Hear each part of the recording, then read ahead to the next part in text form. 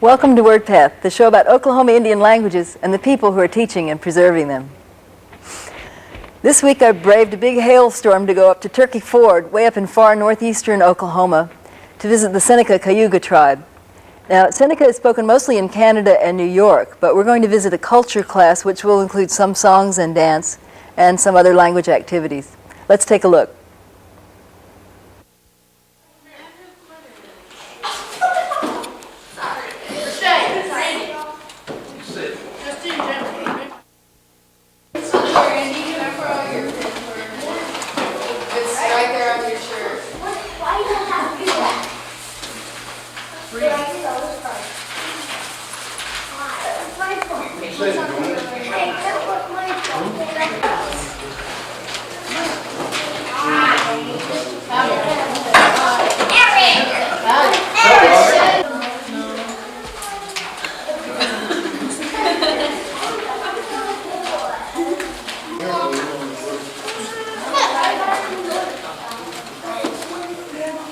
My name is Andrew Olson, and I like this class just because we learn about our culture, about tribes, about Sundance before. I'm not getting this time a long time ago.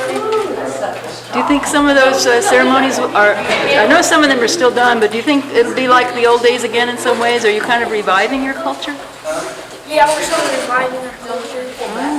My name is Levita Perry, and I come to this class because it helps out the younger generation to learn their traditions and their ceremonies.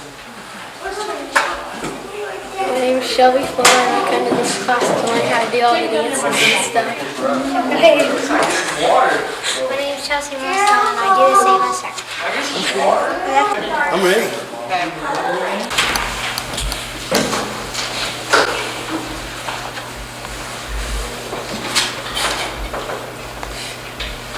Hot head cosmic grid. Cold no quote. It said Juanita say what in the talk.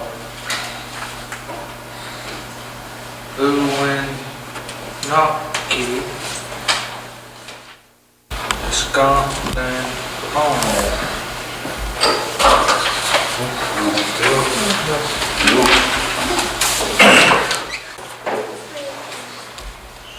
Like I told you with the other material, don't let this get away from you.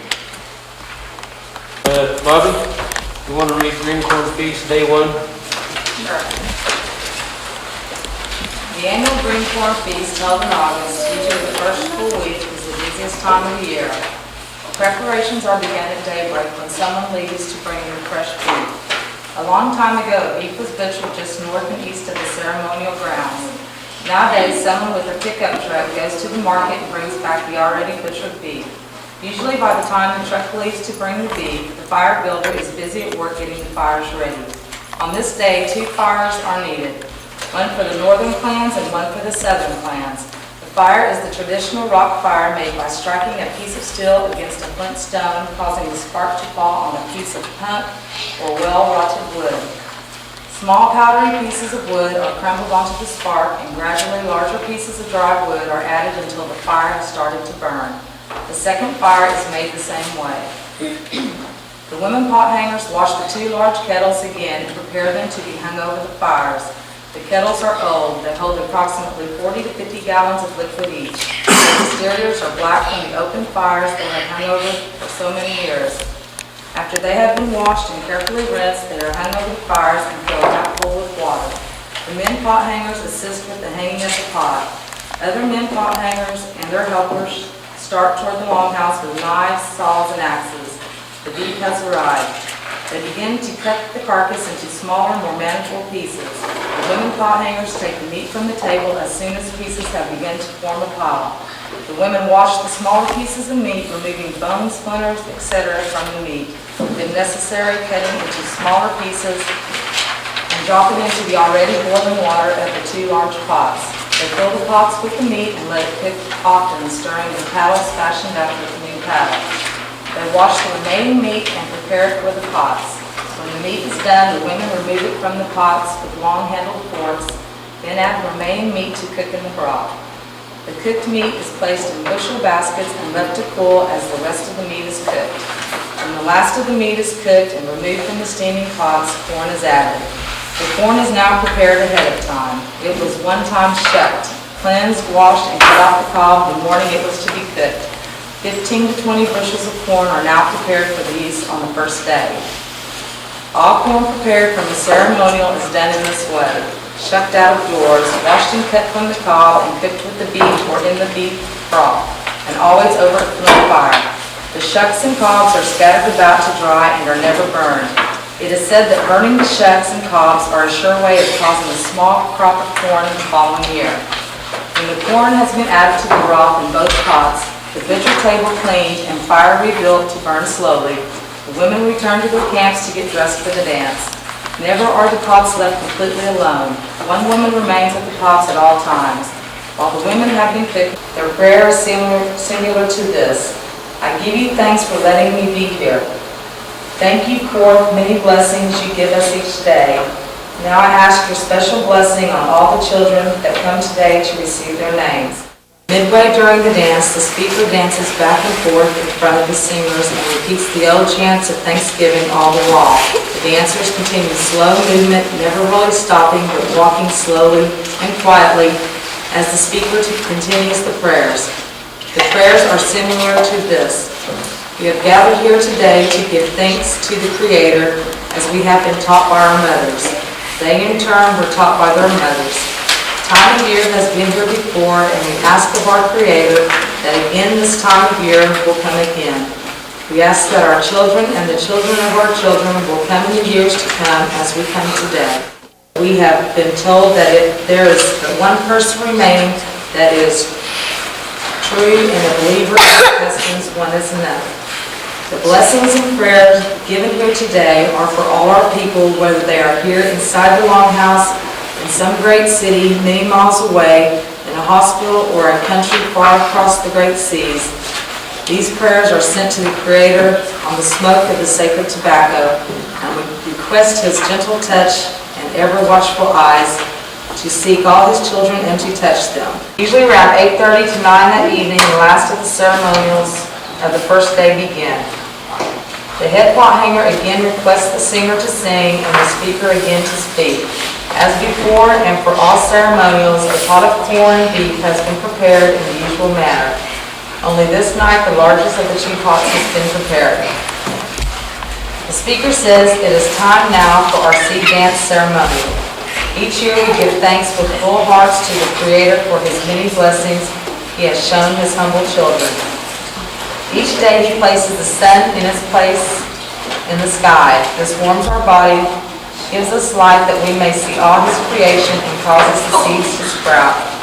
For all this we give thanks. We invite you to join with us in our prayers. That is what we do now. The singers begin their songs. Each song will be sang 4 times, once for each of the 4 seasons, 4 phases of the moon and the 4 ages of man. The women form a line in front of the singers facing them.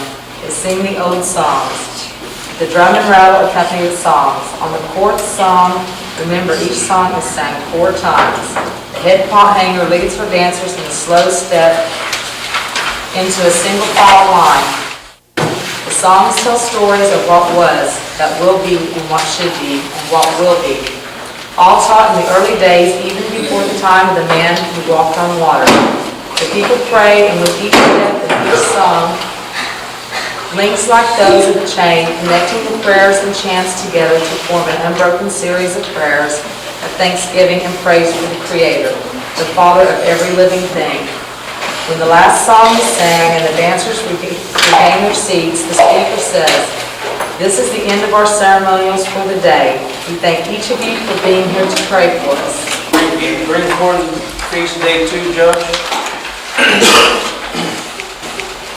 Second year green corn is used also. But it's different language.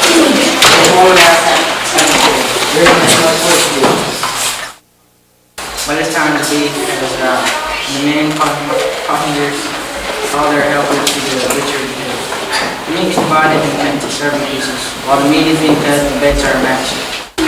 On the third day, the feast game continues.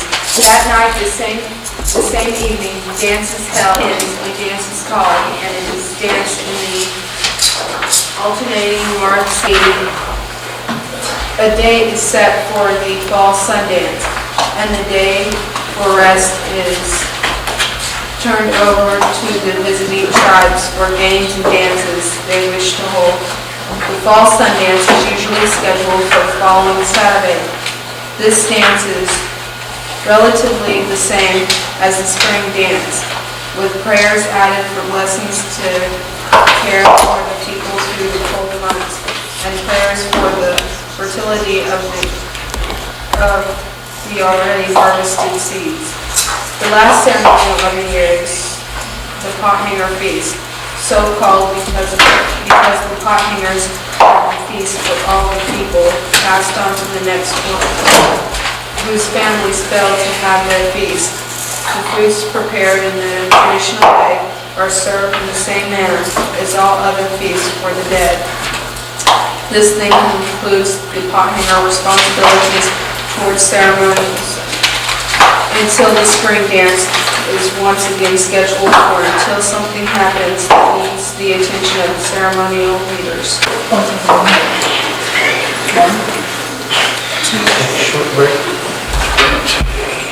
We come here to learn stuff about our tribe, all these songs, what the meaning of them and stuff for.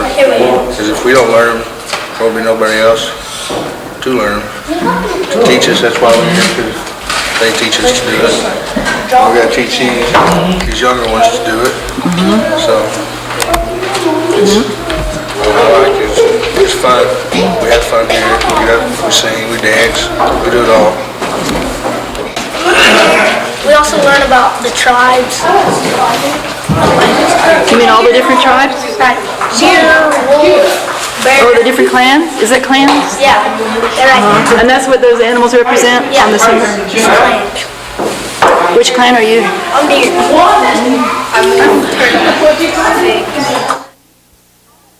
Are any of y'all learning some Seneca language? I can count to 5. Go ahead. In Cherokee. No, I want Seneca for this show. We have another show on Turkey. I can talk a little Cherokee. Seneca is what I'm looking for tonight, though.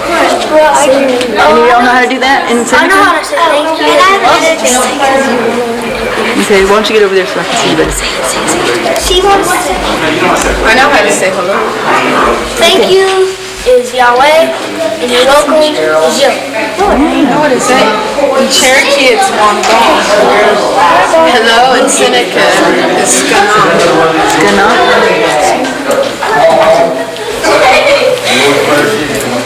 Who else knows some Seneca words? Anybody? I am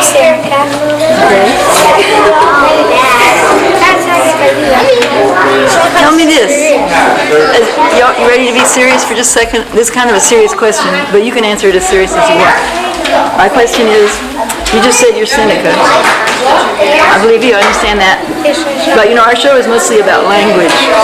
Can you tell me, do you think you can be completely Seneca if you don't speak the Seneca language? Or do you want to also learn the language? Will that make you more Seneca, or are you okay speaking English? See what I'm saying? Some people say their language of heritage is part of their tribal identity. Some people say, no, we're modern, we're speaking English. What do you feel about that, your language versus your tribe? Do you think it's all the same, or can you be Seneca and just speak English? Yeah. You are. Right, yeah. Yeah. Is it important to learn some Seneca? Yeah. How come?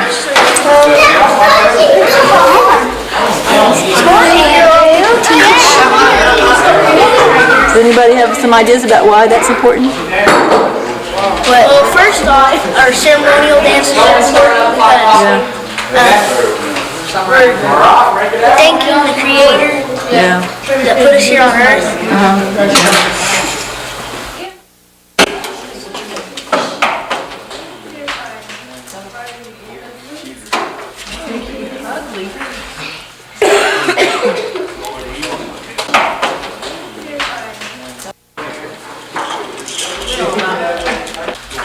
Got any hound paper? Harvest dance. Aunt Bert will show you what to do, Rhonda. You girls, watch Aunt Bert, she'll show you what to do.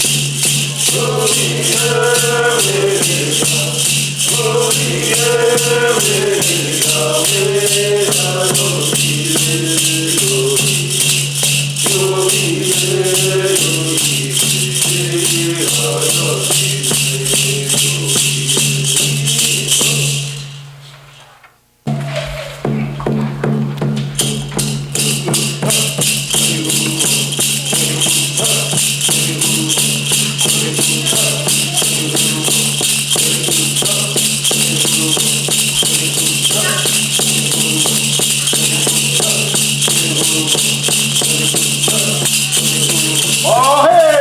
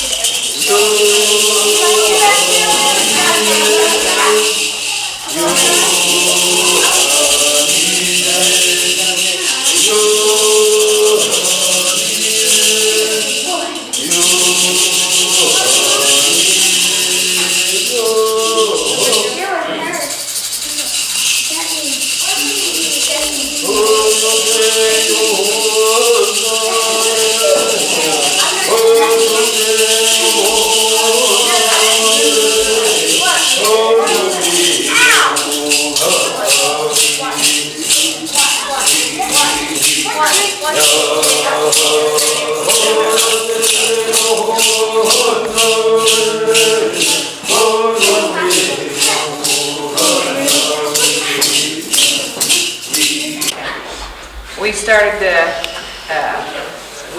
Richard and Randy started the teaching sessions probably about a month ago, and what they're teaching them is the prayers and the ceremonial songs, and then each of the students will take turns saying the prayer, so they learn how to speak the language, and then they also have the English version of what it means.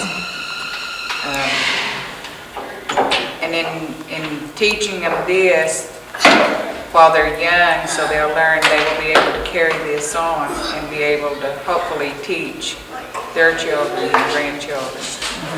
And then through the past, we've had our language classes where we actually teach the words and phrases and stuff. Although none of us speak currently here, we do have the Cayugas come down and speak, do our speaking, but the boys also say the prayers and carry on. No, and where do the Cayugas live? Hubert, the one that does our speaking, comes from the Six Nations Reserve in Canada. You mentioned that there are language tapes in a book. Are those available, and are they available to the general public? If you want to mention, if someone might watch this who's a little bit Seneca, might want to get in touch with you. Right. Is there an address or a phone number? Yes, we've had calls from all over the United States for those. And I know a lot of times I use my own tapes. I do ask them to send the tapes if they can. call me at the tribal office. Okay, what's the address there? Our address is P.O. Box 1283, Miami, Oklahoma, 74355. The problem with our language is we can't converse with each other because we don't know we don't know the language that well. And that is one reason we were trying to teach our ceremonials and the language, because we need the language before, or else we will have no ceremonial. Maybe we need the parents to help teach, to bring someone in to teach them to speak fluently. And we do have resources for that. The only thing is we don't have the funds to do that with. So would that mean bringing someone in from Canada? Or New York. Or New York, right. Do you feel that the young people especially are getting a lot out of this, and how do you see that? How do you size up the situation now? Do you feel like they're really getting a lot out of this? I think they're learning. It'll take them a while to learn because some of the songs are kind of hard to understand, but I think that they'll learn eventually, and they will know because they've already attended these, and so they'll learn. And they'll just take them a little bit longer. I'm confident they'll learn because I got students right here now that knows more than they've ever known before. I just left you right there. Before I could see her running around, well, I probably did the same when I know I did when I was younger. Now that I've got this, I can't let it fade out on me. I got to keep it going. And I hope the rest of them want to continue this because it's something we've got to have. Well, Yahweh, thank you very much. Thank you very much, Roberta Smith, Richard White, singers, and Seneca-Cayuga students. We really enjoyed visiting your class tonight. Join us next time on Wordpath. Na hene yo hene, na hene yo hene, ana magwana kita, wa pene madaone kita. Na hene yo hene, na hene yo hene, ana magwana kita, wa pene madaone kita. Na hene yo hene, na hene yo hene, ana magwana kita, wa pene madaone kita. Na hene yo hene, na hene yo hene, ana magwana kita, wa pene madaone kita. Na hene yo